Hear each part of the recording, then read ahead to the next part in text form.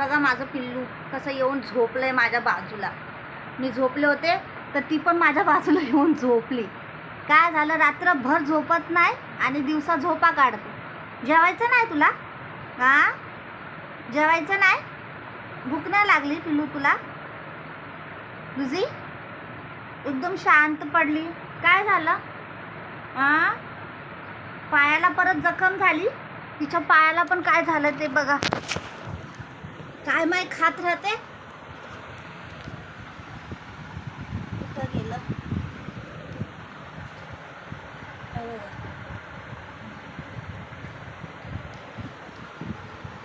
इतके औषधं वगैरे चालू आहे तिला. किती काळजी घेते, जेवणाची खाण्याची सगळी काळजी घेते. पण ती आहे ना येण्यासाठी काही पण खात राहते. किती पण हे करा तिला. एवढं खायला तिला व्हेज नॉनव्हेज असं म्हणजे व्हेजिटेबल भाज्या वगैरे खूप काळजी घेते तिची खायची. पण ती येडी आहे ना अशी कचऱ्यातलं डब्यातलं काही माही खात राहते, काही करत राहते.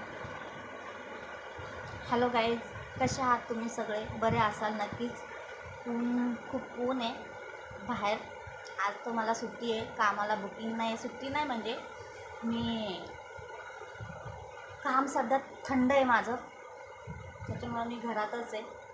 मी झोपले होते तर माझ्या बाजूला येऊन झोपली.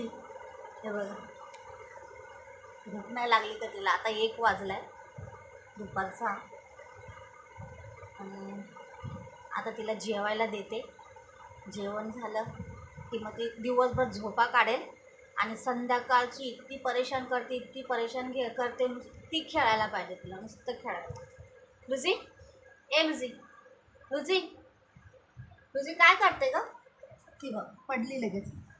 बघितलं, लगेच झोपली.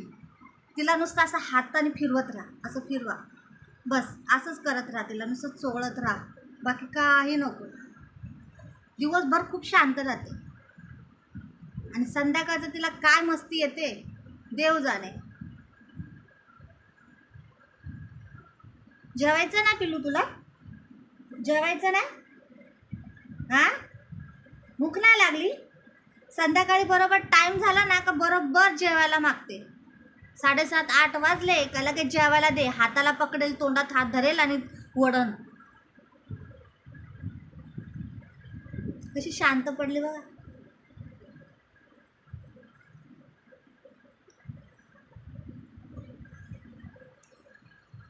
काय झालं?